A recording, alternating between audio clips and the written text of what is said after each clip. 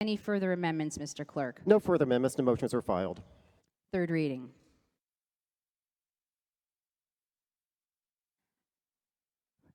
Representative Cassidy, Senate Bill 25. Mr. Clerk, please read the bill. Senate Bill 25, a bill for concerning health, third reading of the Senate bill. Representative Cassidy. Thank you, Madam Speaker and members of the House.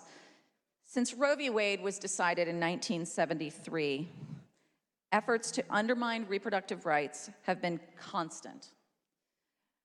We have seen in recent days and weeks, these attacks have increased dramatically. They are focused and strategic and aimed at undermining our right to bodily autonomy and self-determination. This has peaked recently with now 6 states with limits that are essentially outright bans, with at least 20 cases in the pipeline to the Supreme Court, several of them in our circuit, that could trigger challenges to our enjoined laws, making the risk great to reproductive freedom in Illinois. The Reproductive Health Act repeals the Illinois abortion law of 1975 that is mostly enjoined based on federal consent decrees and injunctions. With the new Trump appointees to the Supreme Court and the federal courts across the country, we can no longer rely on bad law protected by federal injunctions. The RHA codifies our existing practices and treats abortion care just like any other health care, because quite frankly, that's what it is. It does this while responding to these attacks on reproductive freedom. This means using the same medical standards, known as accepted standards of clinical practice, for abortion care that we use for other medical care, including other types of reproductive care. It updates, codifies federal law and case law while creating protections in a post-Roe world. I am grateful to colleagues who have brought concerns and suggestions that are reflected in this amendment to make our intention more clear and make the law stronger. Reproductive health is about the full spectrum of care. The acknowledgement of this fundamental right to access care, whether it's preventative care, birth control, fertility treatment, maternity care, which, as we've been reminded in recent days, we are the only country with rising maternal mortality rates. Menopause treatment, the whole spectrum. This is not just about abortion. Make no mistake, it doesn't end here. Our opponents have fought for most of my lifetime to impede access to care. And these efforts have the greatest impact on the most vulnerable populations, notably women of color and the poor. These are traditionally segments of the population without the ability to work around barriers of cost, time, and distance. I believe Illinois is better than that. And the Reproductive Health Act can help us to show that while affording critical protections for vulnerable populations. As attacks escalate around us, Illinois can respond with equal force to defend reproductive freedom. I ask for your support and look forward to your questions. Members, I'm going to impose a 5-minute timer, but every person who wishes to speak will be recognized. You know I hold you all in the highest regard, and I hope that we can conduct our debate with respect and keep all that in mind. So without further delay, the chair recognizes Representative Gabel. Thank you, Madam Chair, Madam Speaker. Will the sponsor yield? She indicates that she will. Representative, if the Reproductive Health Act becomes law, will women be able to have abortions until the end of their pregnancy with no regulations or standards in place? No, those claims are medically and factually incorrect. The original language of the bill requires healthcare providers to provide care based on their professional judgment and training and consistent with accepted standards of clinical practice. This language is consistent with how Illinois generally regulates all medical care. As a result of discussions with several members, language was added to clarify that abortion care will occur after a fetus is viable only if, in the professional judgment of the attending healthcare professional, the abortion is necessary to protect the life or the health of the patient. Under the Reproductive Health Act, when can a doctor perform an abortion? If the doctor determines that the fetus is viable, the doctor can only provide an abortion if, in the professional judgment of the doctor, the abortion is necessary to protect the life or health of the patient. This is the current standard for viability. A doctor would be permitted to provide abortion care in accordance with their professional judgment and training and based on accepted standards of clinical practice consistent with the scope of their profession. After receiving input from members, we defined the health of the patient to include all factors which are relevant to the patient's health and well-being, including but not limited to physical, emotional, psychological, and familial health and age. This definition comes straight from the U.S. Supreme Court precedent in Doe v. Bolton. Could you tell me what the definition of fetal viability is? Fetal viability means that in the professional judgment of the attending healthcare professional, based on the particular facts of the case, there is a significant likelihood of a fetus's sustained survival outside the uterus without the application of extraordinary medical measures. Where does the language used in the health of the patient definition, including the phrase physical, emotional, physiological, come from? The phrase comes from the opinion of the U.S. Supreme Court in Doe v. Bolton. In that case, the Supreme Court stated, "We agree with the district court that the medical judgment may be exercised in the light of all factors, physical, emotional, psychological, familial, and the woman's age, relevant to the well-being of the patient. All these factors may relate to health. This allows the attending physician the room he needs to make his best medical judgment, and it is room that operates for the benefit, not the disadvantage, of the pregnant woman. It is also consistent with Illinois decisional law, which says that the life and health of the pregnant woman is the top priority and that a woman does not forfeit her right to make medical decisions to protect her own health when she becomes pregnant, even if her health care decision has a deleterious impact on the fetus, in re Baby Boy Doe, in re Baby Brown." Does the Reproductive Health Act undermine the Healthcare Right of Conscience Act or impose obligations on religious hospitals or insurers that have a conscientious objection to providing reproductive care? No, the RHA does not change the protections afforded to healthcare providers under the Healthcare Right of Conscience Act. The Illinois Healthcare Right of Conscience Act protects healthcare providers and employers that seek to provide care in accordance with their religious and moral views. This includes being able to refuse to provide particular care to which they have a conscience objection, except in narrow emergency circumstances, as long as they provide the patient with adequate information about the patient's legal treatment options. The protections of the Illinois Healthcare Right of Conscience Act will continue to remain in place for any healthcare providers or institutions that have objections to providing abortion if this bill becomes law. The bill states that healthcare providers may provide abortion care. It does not say that they must provide this care. Does the Reproductive Health Act require all health insurance policies, even those purchased by churches, other religious entities, and persons and employers with moral or religious objections to abortions, to cover abortion services? No, our state's existing Healthcare Right of Conscience Act already provides protections for those with moral or religious objections, including permitting insurance companies and other healthcare payers to opt out of coverage for any healthcare service to which they have a documented conscience-based objection. This is the same way that contraceptive coverage requirements are handled for entities with conscience-based objections. Regardless, the bill was amended with language to clarify this point. I understand that some members have received calls and letters from various institutions or companies claiming that their insurance providers are not asking whether the employer has a conscience objection to providing coverage for services such as abortion. The Healthcare Right of Conscience Act provides that any healthcare payer, including an employer paying for healthcare, has a right to opt out of the coverage mandate. A, quote, health care payer is defined as a, quote, health maintenance organization, insurance company, management services organization, or any other entity that pays for or arranges for the payment of any health care or medical care service, procedure, or product. The language covers any company purchasing insurance, not just those who are self-insured. For purposes of legislative intent, the language of Senate Bill 25, as amended by House Amendment 1, makes it abundantly clear that the intent of the language in this bill is to require an insurance company to offer a health care product, but not to interfere with the right of the entity purchasing the health care policy to refuse to provide coverage for abortion care. Representative Gable, your time has expired. Chair recognizes Representative Mussman. For what reason do you seek recognition?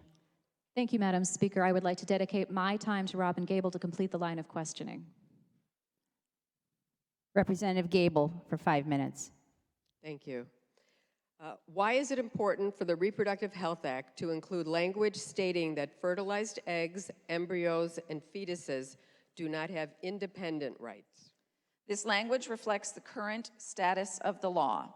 Under Illinois law, eggs, embryos, and fetuses do not have independent rights. In 1998, the Illinois Supreme Court held in Stallman versus Youngquist that a fertilized egg, embryo, or fetus cannot have independent legal rights, or else a pregnant woman and her child would be cast as, quote, adversaries from the moment of conception until birth, unquote. This would create untenable intrusions into every aspect of the day-to-day lives of pregnant women in our state. It would also undermine women's health by preventing healthcare professionals from making the decisions that they believe are best for their pregnant patients. With maternal mortality and morbidity still unacceptably high in our state, particularly for Black women, it is crucial that our law states that the health of pregnant patients must be paramount. The Reproductive Health Act simply incorporates this long-recognized principle so that women are supported in their ability to make the best decisions for themselves, their health, and well-being throughout pregnancy. The definitions of health of the patient means all factors that are relevant to the patient's health and well-being, including but not limited to physical, emotional, psychological, and familial health and age. Why that language? That is the specific legal phrase used by the Supreme Court in Doe v. Bolton. In that case, the court stated, "We agree with the district court that the medical judgment may be exercised in the light of all factors, physical, emotional, psychological, familial, and the woman's age, relevant to the well-being of the patient. All these factors may relate to health. This allows the attending physician the room he needs to make his best medical judgment, and it is room that operates for the benefit, not the disadvantage of the pregnant woman." And that's from Doe v. Bolton. Using language that has already been vetted and approved by the U.S. Supreme Court is very important. This language is also cited as precedent in Colautti v. Franklin, which is 439 U.S. 379 and 390. Well, thank you for your answer to these questions. Oh, wait. Sorry. I just have a couple more. Does the Reproductive Health Act change current law that allows a person to be convicted for harming an unborn fetus? No, it does not. The bill does not change the current laws that allow for prosecution of third parties who commit criminal acts against a pregnant person or allow parents of the unborn who may want to bring a civil action under the Wrongful Death Act. These laws are based on the actions against the pregnant woman and the rights of the parent. None of these laws establish or grant independent rights to fertilized eggs, embryos, or the unborn. Will the Reproductive Health Act now allow partial birth abortions to be performed in Illinois? No, the federal law banning partial birth abortion remains in place. The federal law prohibits partial birth abortion except where necessary to save the life of the mother. 18 U.S.C. 1531, upheld in Gonzalez v. Carhart, 550 U.S. 124 from 2007. Although Illinois state law appears to have a ban on partial birth abortion in the books, the Illinois law is not in effect because it has already been blocked by a federal court in Hope Clinic v. Ryan. Does the Reproductive Health Act mean that healthcare professionals other than doctors will be able to perform procedural abortions? No, the RHA codifies current law under which only physicians may perform procedural abortions. Advanced practice clinicians, APCs, such as physician assistants, may assist, but may not independently perform an abortion procedure. Does the bill change any of the current reporting requirements related to abortion services? No, the RHA does require abortion data to be reported to the Illinois Department of Public Health, consistent with the current public health reporting practices in the state. The department will continue to collect and publicly report data it collects, including the number of abortions performed each year.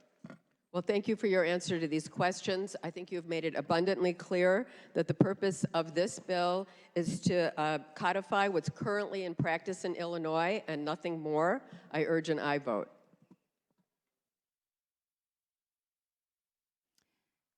The chair recognizes Representative Bourne. Thank you, Madam Speaker. First, I would like to request a verification should this vote receive the requisite number of votes. Your request for verification has been acknowledged. Thank you, Madam Speaker. Does the sponsor yield? She indicates that she will. Thank you.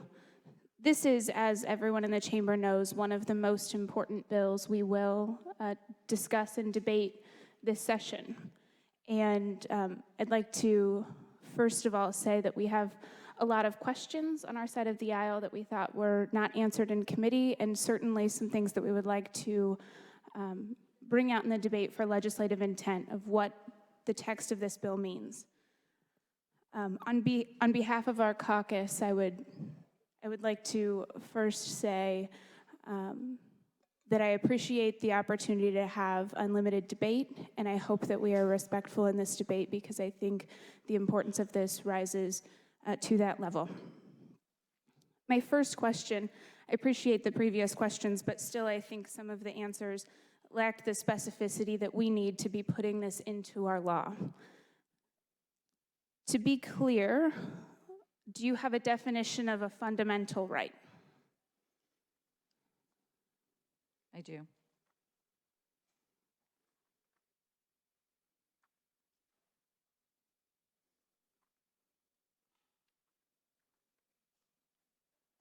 Somewhere.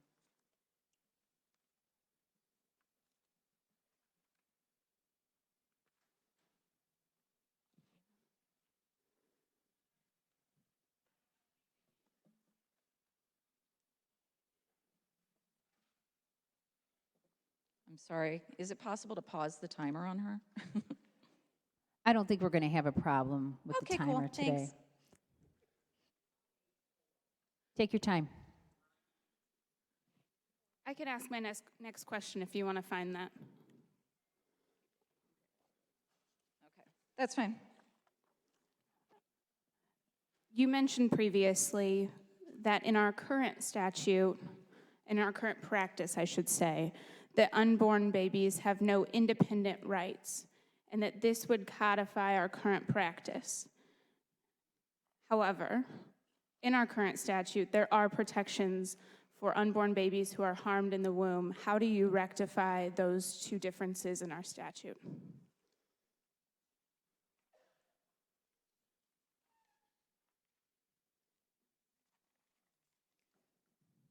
As I said earlier, these laws are based on the actions against the pregnant woman and the rights of the parent. None of these laws establish or grant independent rights to fertilized eggs, embryos, or the unborn. So your interpretation is that in practice, if a baby is killed before they are born, they have no independent rights outside of the fact that the mother was also harmed? The laws are based on the actions against the pregnant woman or the rights of the parent. Okay. In our current statute, it does talk about unborn babies being harmed, though. So there is a difference between the woman and the baby she's carrying, correct? These laws are based on the actions against the pregnant woman or the rights of the parent. Okay. Do you have the definition of a fundamental right? In the bill itself, it is described as the ability to make autonomous decisions about the individual's own reproductive health. Other places this exists is freedom of religion. So we're talking about, in our list of what a fundamental right is, things like equality and freedom rise to this level. In this bill, is it your intention to make it also a fundamental right, which is subject to strict scrutiny, which as a legal standard, that you are making the right to an abortion rise to that exact same level? We are saying that this grants a person the fundamental right to make autonomous decisions about the individual's own reproductive health. Is there an age limit to a fundamental right?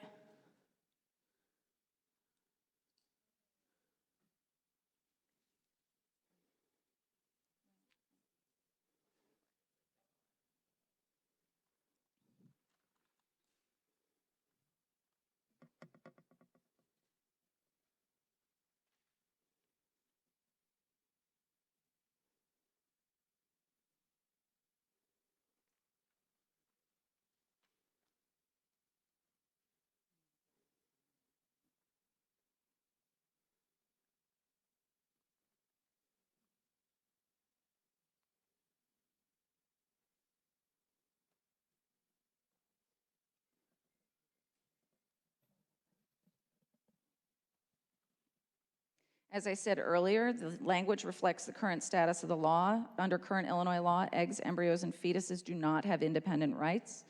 I'm happy to reread the citation from Oh, no, I'm Stallman. talking about, do you have a fundamental right if you're 8? Do you have a fundamental right if you're 98?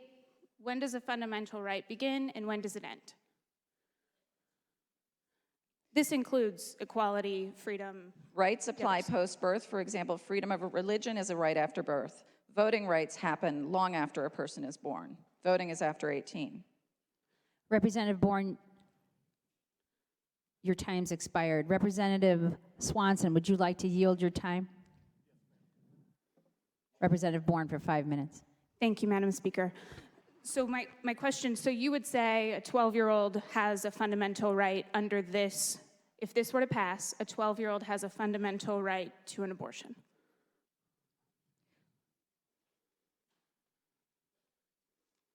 You just said rights begin at birth and at death. In Illinois law has the Parental Notice of Abortion Act on the books currently.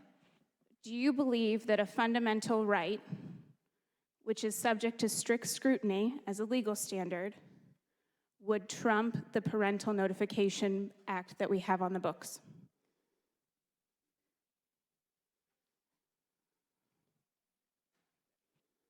Can you say that one more time? Sure.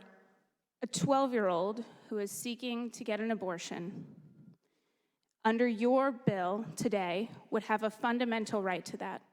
You've just talked about what a fundamental right means. It is subject to strict scrutiny. It rises above other things.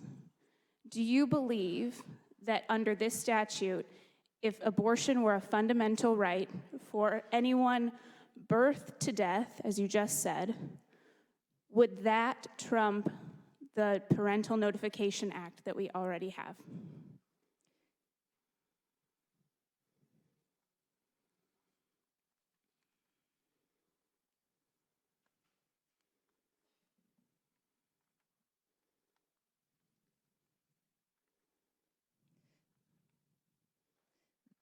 This bill does not impact the Parental Notification Act as it's written in our books currently.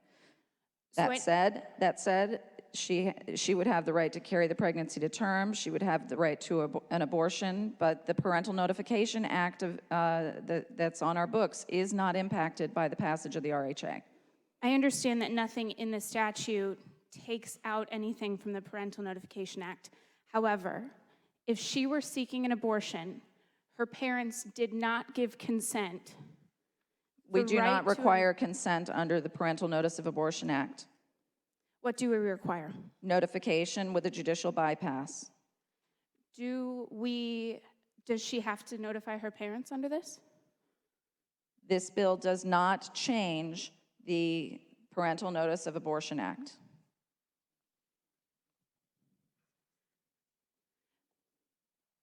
Under this bill, with the bypass, they can go to court if their parents do This not. bill does not impact that at all.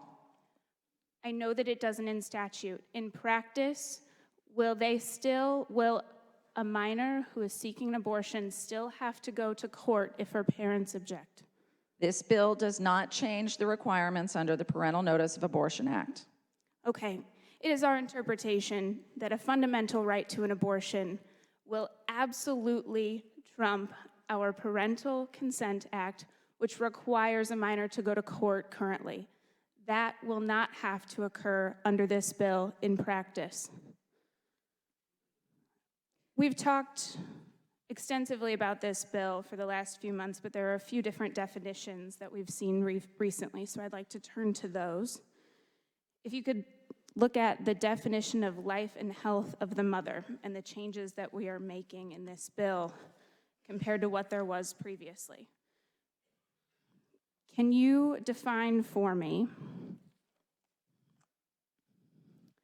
anything that would be more expansive than what is specifically defined in the health of the patient? So currently it says in your bill, health of the patient means all factors that are relevant to the patient's health and well-being, included but not limited to physical, emotional, psychological, and familial health and age. Can you give me any examples of what but not limited to means? This language is the specific legal phrase used by the Supreme Court in Doe v. Bolton. In that case, the court stated, "We agree with the district court that the medical judgment may be exercised in the light of all factors, physical, emotional, psychological, familial, and the women's age, relevant to the well-being of the patient.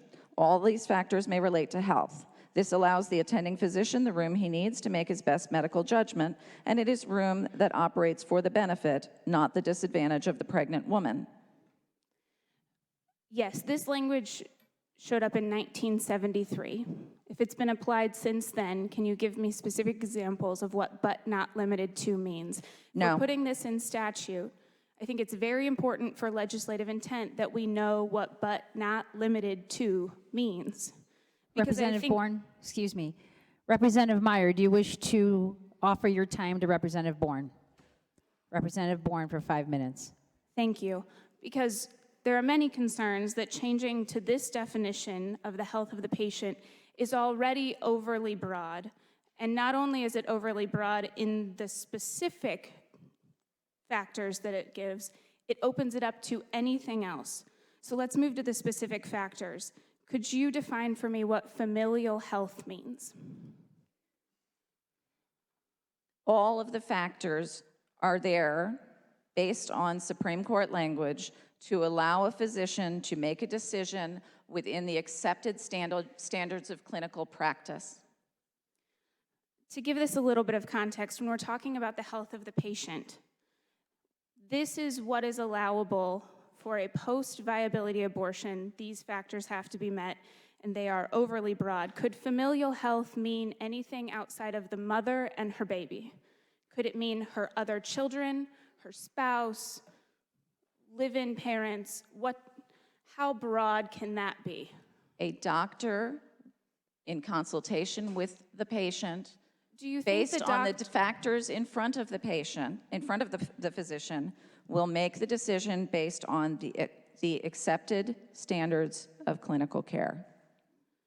Do you think that the doctor would benefit from having legislative intent when they're looking at this statute to figure out what those factors should be? Should they be looking at the other children in the household? Should they be looking at the spouse's health? Should they be looking at any of these other factors? How broad do we intend for this to be? A doctor will make a decision based on the accepted standards of medical care. Could you give me any parameters that we're asking this doctor to make? I am this not a decision doctor. within? Doctors decide, and doctors decide based on the accepted standards of clinical care. Okay, could you define for me what age would be a factor for this? We're talking about, That would depend on the accepted standards of medical care. okay. This definition is extremely broad for health of the patient. We are talking about, we heard in committee that current practice, when you are looking at whether or not you can perform a post-viability abortion, we heard that current practice under the current statute that we have, that would only be allowed if a patient is in the act of dying.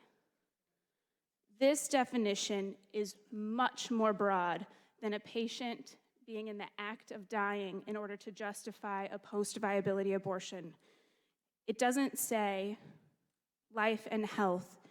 It says these factors, including but not limited to physical, emotional, psychological, familial health, which we still have no idea how broad that is, and age.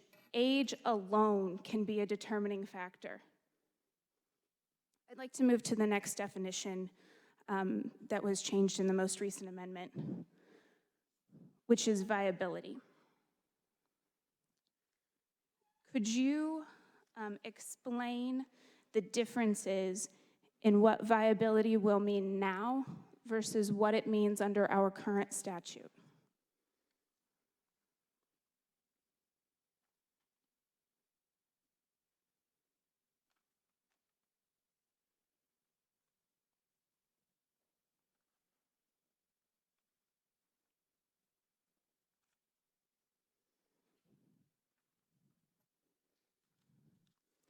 Let me read what viability means now. Under our current law, viability means that stage of fetal development when in the medical judgment, we leave medical judgment in our current definition of the attending physician based on the particular facts of the case before him, there is reasonable likelihood of sustained survival of the fetus outside of the womb with or without artificial support. Under this bill that we are debating, fetal viability means in the professional judgment of the attending healthcare professional, based on the particular facts of the case, there is a significant likelihood of a fetus's sustained survival outside of the uterus without the application of extraordinary medical measures. Those seem very different to me. Can you tell me the intention behind that change? Healthcare providers need to provide care based on their professional judgment and training and consistent with accepted standards of clinical practice. This is consistent with how Illinois generally regulates all medical care. But the Representative difference- Bourne, pardon me. Representative Bailey, would you like to give your time to Representative, thank you. Representative Bourne for 5 minutes. Thank you.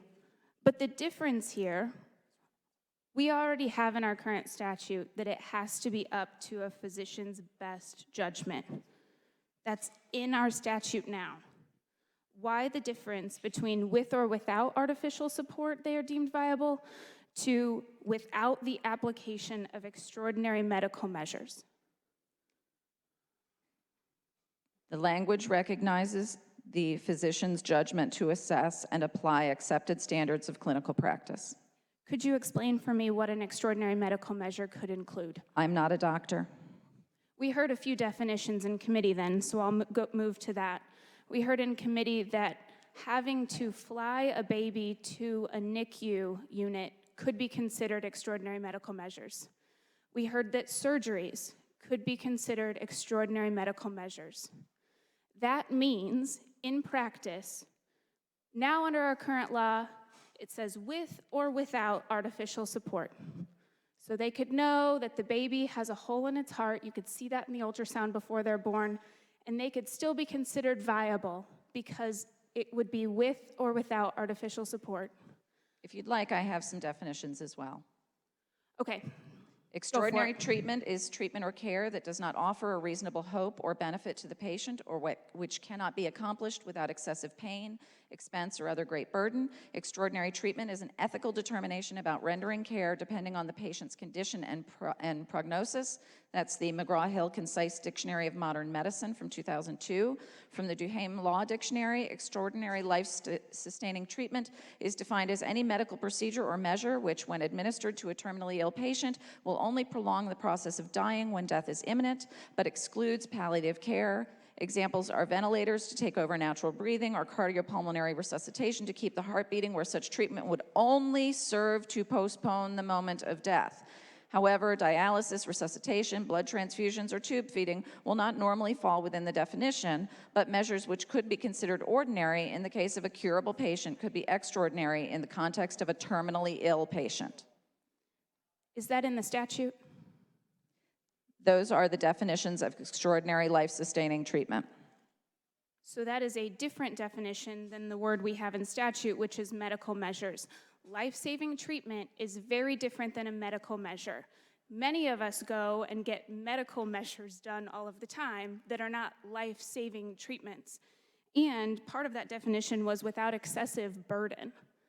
So again, to the definition, you just said you're not a doctor, so I'll defer to the doctor's definition in committee. Flying a baby to a NICU could be considered an extraordinary medical measure. A surgery could be determined to be an extraordinary medical measure. Both of those things you could determine via ultrasound before the baby is born. Under our current statute, that could mean that they would be determined viable because they could still survive with or without artificial support. Under this new definition, that means that if a baby is 36 weeks, has a hole in their heart, you know that they're going to need surgery, which by the doctor's definition in committee would be an extraordinary medical measure. Actually, she said that wouldn't necessarily be, but she would use the accepted standards of clinical care to make a determination, just as any doctor will. Okay, then let's go with the flying to a NICU example. You see that the baby is growth inhibited. You know that they will have to be flown to a NICU based on the geography in the state. That means that that baby could be 36, 37, 38 weeks in utero. You would know they have to be flown to a NICU, so that baby could be determined to never be viable until birth under this definition. That is how much more expansive this definition is versus the definition that we currently have in statute. These are decisions doctors make all the time for all kinds of health care. We are not doctors.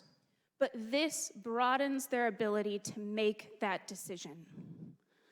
I'd like to move. We cannot and should not be arguing hypotheticals. Lawmakers are not doctors. Doctors need to use the accepted standards of clinical care to make their decisions, to make the best decision for the patients in front of them. I think it's very important for this body to know exactly how this will be happening in practice in abortion The facilities. language is across clear. the It state. does not broaden what decisions a doctor can make. It very much so does. It changes the definitions to be much more broad. I'd like to move to that. To the Representative doctor's Bourne, decision-making. pardon me. Representative Butler, would you like to offer your time to Representative Bourne? I yield my time to Representative Bourne. Representative Bourne for 5 minutes. I'd like to move to that doctor's decision-making. Could you explain, I know we covered this in committee, but I think it would be helpful for the body. Could you explain what information is reported on abortions that occur in the state?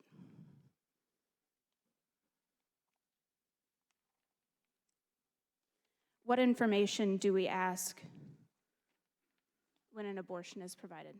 The RHA requires abortion data to be reported to the Illinois Department of Public Health, consistent with current public health reporting practices in the state. The department will continue to collect and publicly report the data it collects, including the number of abortions performed each year.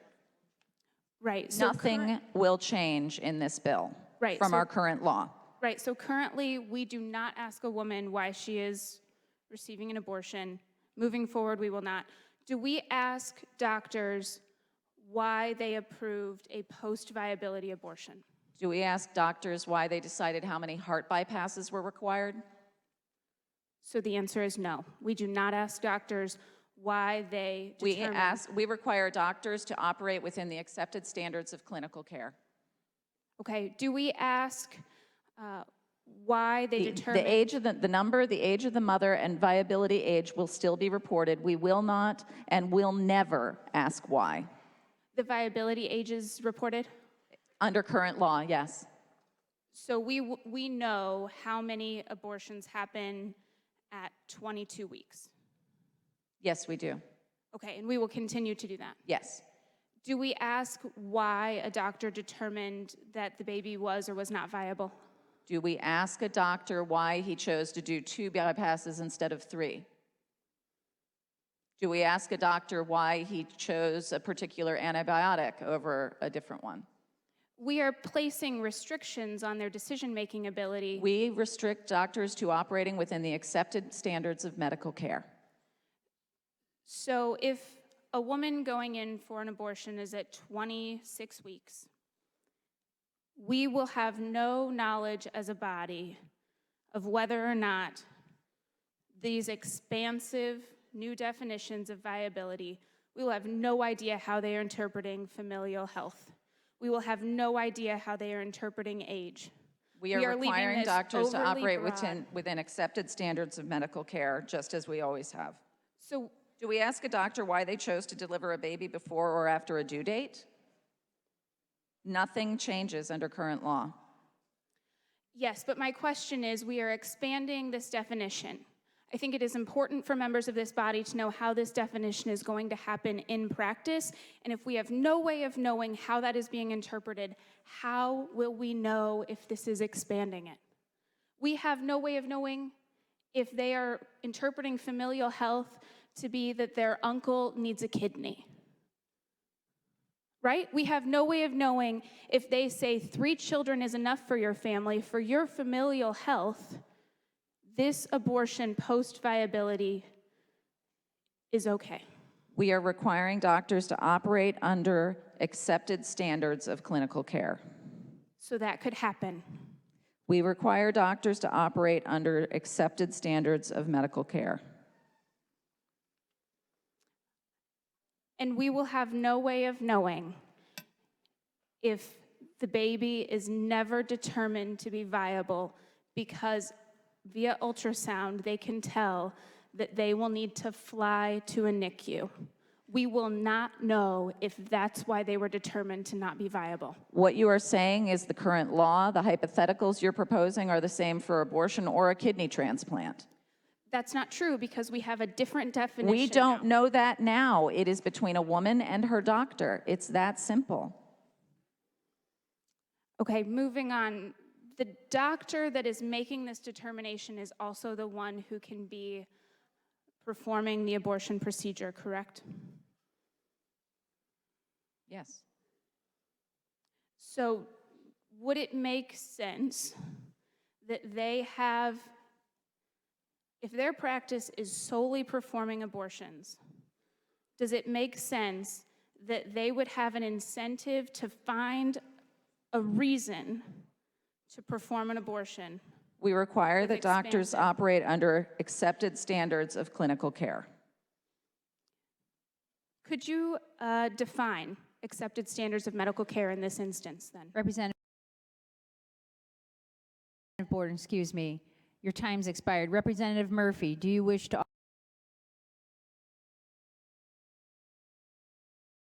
offer your time to Representative Bourne? I yield my time to Representative Bourne. Representative Bourne for 5 minutes. Thank you.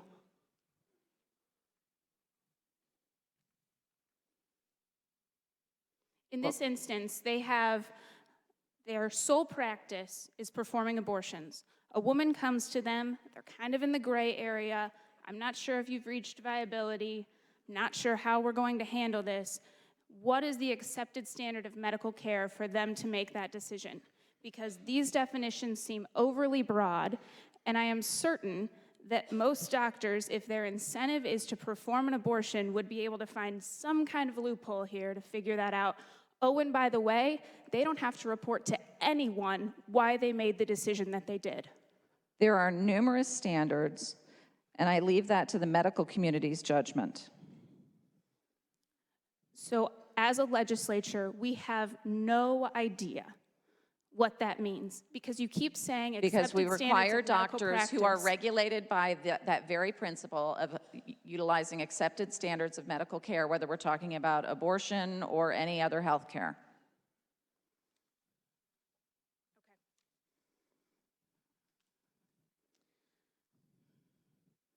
I'd like to talk briefly about, well, actually, can you give me an example of what restrictions will still be in place on abortions after this law is passed? Can you give me an example? This bill codifies our current practice in the state of Illinois. We heard from the doctor in committee that actually that's different. The standards for viability and the standard for a woman's health and safety have been changed. They have been broadened. It's an exemption so big you can drive a truck through it. Yet you're saying Everything that is in it's the same. place now, and that's not what she said. No, that was my interpretation of her examples of what an extraordinary medical procedure is, and the familial health and age expansion of. I'm also going to guess that you're going to realize that you heard that we said that they had to conform to accepted standards of medical care. Yes, do you have a definition for that in this instance? That is a doctor's decision-making within the accepted standards of medical care. Okay, I am not a doctor, can you, and neither are you. correct. which is why I think it's important. Very few of us in this chamber have specific expertise as doctors in this area, which is why parsing through the language and talking about legislative intent is so important, because we don't have this background and we need to know exactly what we are putting in our statutes. Nothing is changing under our current practice. What oversight or standards are there going to be for abortion providers who will now not be licensed as ambulatory surgical treatment centers? They aren't currently under those standards. That law was enjoined. So how are they going to be licensed now? Doctors are overseen, like all other licensed professionals, by the Department of Financial and Professional Regulation. It stays the same. But the clinics and facilities, that's my It question. stays the same. We don't change it. The licensing structure doesn't change. Then could you explain to the body how they're licensed currently? That's not addressed in this bill. The licensing structure doesn't change. But the way they do it now? The could you explain licensing that? structure doesn't change, and it's not addressed in this bill. Okay. So there are no rights or criminal actions that can be taken, criminal or civil actions that can be taken if a woman chooses to have an abortion and the father does not believe that that should be the case. Is that correct? Nothing changes the criminal or civil law.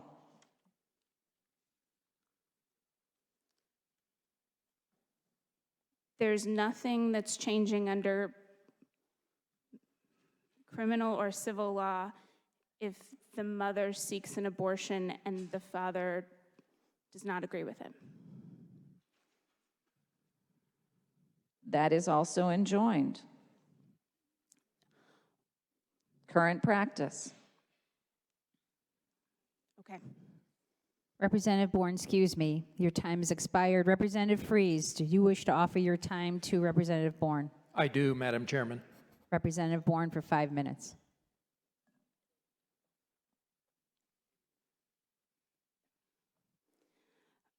There are a lot of provisions in this bill that are being repealed, and some of them have been enjoined, some of them have not.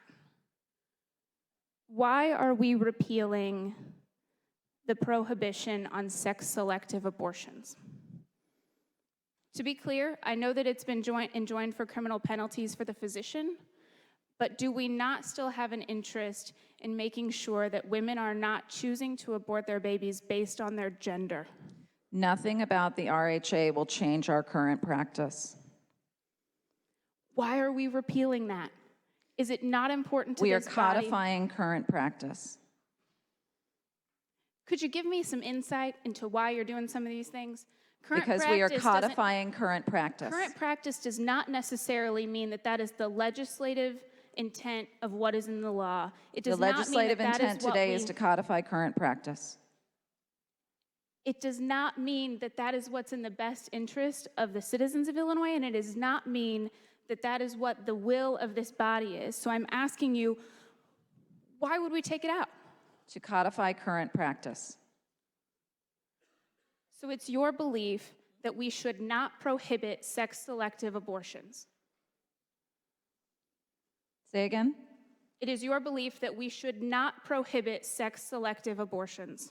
My intention today is to pass a bill that codifies current practice. So you are taking out the prohibition on sex-selective abortions, and you think that is the appropriate thing for the state to do? I believe it is appropriate to codify current practice. Okay, could you give me a reason as to why you think this is not current practice? If a woman goes in, gets an ultrasound, they say, congratulations, it's a boy, and then she says, I want an abortion, I don't want to have a boy. That is currently allowed. We are codifying current practice. Okay, I was really hoping for some better debate here because I think the people of Illinois deserve to know why these provisions are being repealed. What is the intention? How do we want our laws to reflect our values in this state? Why take out any rights, or I should say, why are we repealing the section that parents are not liable for the expenses of an abortion if their child had it performed without their consent? We are codifying current practice. How is that current practice, Representative? I believe that's one of the enjoined statutes, isn't it? That's not what our notes say. So currently under statute, a minor child gets an abortion. Her parents, if they did not consent to that, cannot be held liable for the expenses of that abortion. Under this piece of legislation, the parents could have to pay for the abortion their daughter had, even though it happened without their consent.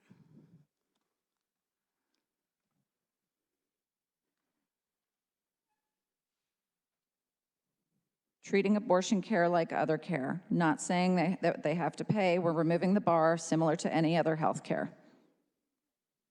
So you think it is appropriate for us in statute to allow parents to be held liable for the expenses of an abortion procedure that they objected to? I am saying that this is treating abortion care like any other health care. You're doing the same thing for the spouse. You think it is appropriate for a spouse to have to pay for an abortion that their spouse received against their wishes? The law is to allow a woman in consultation with her physician to make the decision. It's not appropriate for us to say that they're not. No, my question is not who's making the decision. My question is who's paying for it. The husband could have to pay for the wife's abortion even though he objected to it under this statute. This treats abortion like any other health care. This is unbelievable. We're removing the barrier, similar to there being You're no removing the barrier on who barriers. pays for a delivery. You're removing the barriers by making someone else pay for it who objected to that person getting an abortion. We're Excuse me, treating Representative this like Bourne. any other healthcare procedure. Excuse me. Representative McDermott, would you like to offer your time to Representative Bourne? Yes. Representative Bourne for 5 minutes. Why are we removing the requirement for a coroner to investigate a maternal death due to an abortion?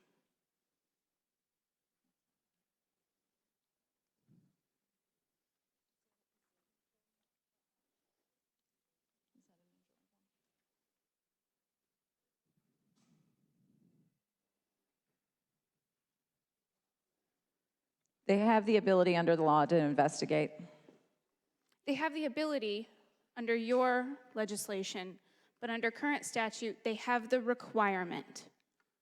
Why are we We're making... retaining that ability. To my knowledge, there's no requirement for that a coroner report for when a woman dies after giving birth.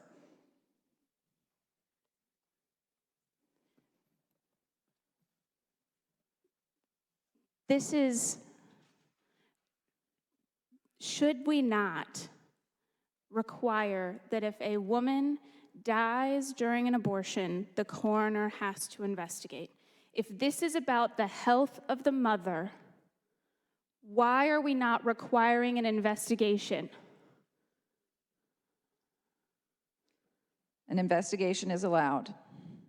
It's allowed, but it is not required.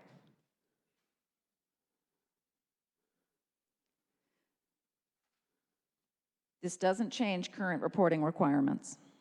We're not talking about reporting requirements. Currently under statute, county coroners are required to investigate maternal deaths due to an abortion. If this law passes, that does not become a requirement. It is simply allowed. This treats abortion like any other health care. It doesn't bar it, but it just doesn't require it. The same for deaths after a woman gives birth. But we are taking the requirement out of statute. It treats abortion care like any other health care. You are leaving the requirement for a death due to a sex crime, that a coroner investigates those deaths. If we're doing this the same as any other case, that it is simply allowed but not required, why strengthen one and take out the requirement for the other? This treats abortion care like any other health care. No other medical procedure requires an investigation. You're referring to a criminal action. This is not a criminal action. It could be. This treats abortion care like any other health care. If a woman dies during an abortion, there absolutely could have been a crime committed. And this treats abortion care like any other health care. No other medical procedure requires an investigation.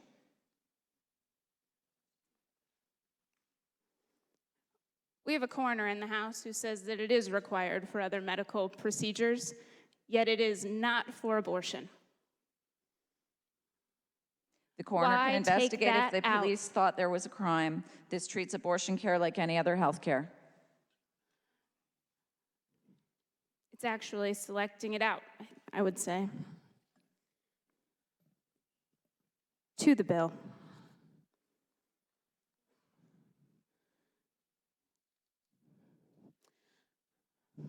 We hear a lot of really personal and emotional stories from the other side of the aisle on why this is so important to them.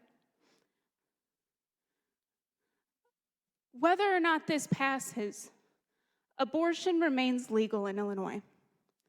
It remains legal, really, with broader legality than many, many other states where abortion is legal. This is a broad expansion. Not only does it repeal important provisions that put in statute what we value as a state, like protecting the women who die during an abortion, like protecting the rights that if parents object to their child's abortion, they don't have to pay for it. It takes out measures that we have legislated over the years because we think it's important to stand up for the people who are impacted. More than that, we are not requiring that this legislature will ever know how this bill is being interpreted. As I said earlier, we are talking about extensive changes in what it means for a fetal to be viable and what it means for the health of the patient to determine post-viability abortions.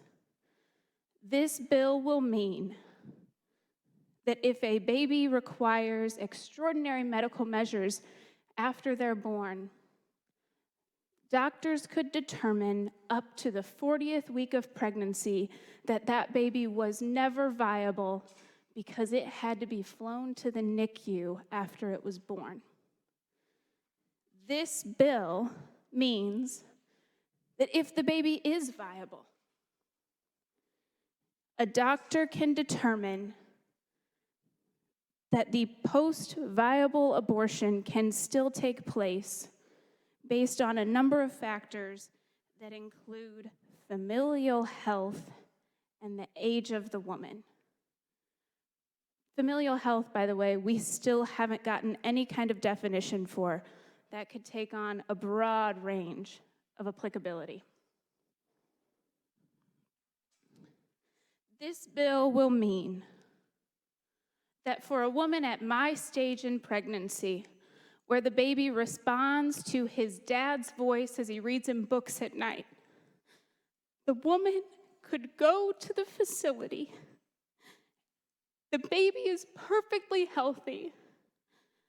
But if that woman says, based on my familial health, this is medically necessary, that is allowed. We are talking about the most expansive bill we have seen in this state and across one of the most expansive across the country. We already know we've got women coming to Illinois to have abortions because we are so expansive on this issue. That will continue. This bill is not about keeping abortion legal in Illinois. This is about a massive expansion that will impact viable babies. And that is wrong. I would ask you all to please vote no.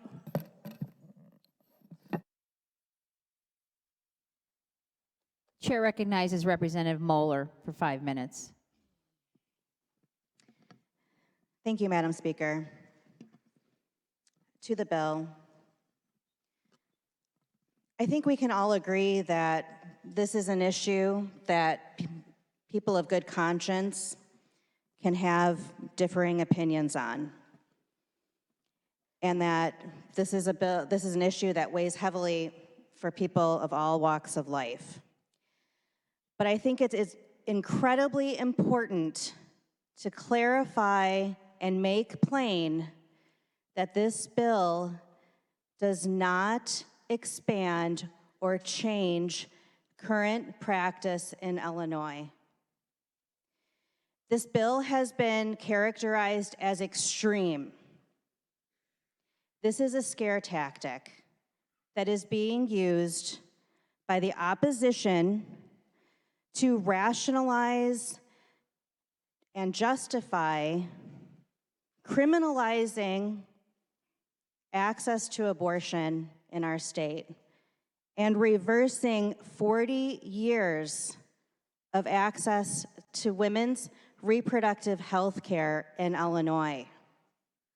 This isn't about opposition to new practices. This is about opposition to a fundamental right to access to safe abortions in Illinois. All this bill does is codify existing case law and maintain the status quo. We know that Roe v. Wade is in serious jeopardy of being overturned in our country. Just in the last few months, we've had 9 states essentially ban access to abortion, and many even in the cases of rape and incest. We know that Roe is going to fall. If we don't pass this bill, women in Illinois will no longer have access to abortion care. It will be incredibly difficult. And victims of rape and incest, women who live in low-income communities, women who live in rural areas, will find it nearly impossible to have access to reproductive health care in our state. The representative's line of questioning makes it clear that we can't trust, the opposition doesn't trust women, and it doesn't trust doctors or our medical professionals to make ethical, deliberate, and compassionate decisions when it comes to women's health care. And I find that offensive and disturbing. That a healthy woman with a healthy child after 23 weeks of pregnancy would make the decision to abort her child. That doesn't happen. And if this bill passes, that will continue to not happen. We need to trust women to take care of their own bodies. We need to trust women to make compassionate decisions about their families, their financial situation, the impact that a pregnancy and a child will have on their lives. We need to trust women that they will make the decisions that are right for themselves. We already do that. Let's continue to trust women in Illinois to make these decisions for themselves and their families. We know that there are cases where having to choose to terminate is the most compassionate decision. I've had this happen in my family where the fetus, the baby, had severe abnormalities, and to bring that child into the world would have created pain and misery and suffering for the child and for the family. That was a decision made very deliberately and with a lot of angst and pain. But it was a decision that was left to my sister, her doctors, and our family. We need to keep that ability to make those decisions legal in Illinois. Please support this bill. The chair recognizes Representative Ann Williams for 5 minutes. Thank you, Madam Speaker. To the bill. The decision of whether or not to bear a child is central to a woman's life, well-being, and dignity. When the government makes the decision for her, she is being treated as less than a full adult human being responsible for her own choices. Now, those are the words of Ruth Bader Ginsburg, but I and many women feel them to our very core. Today,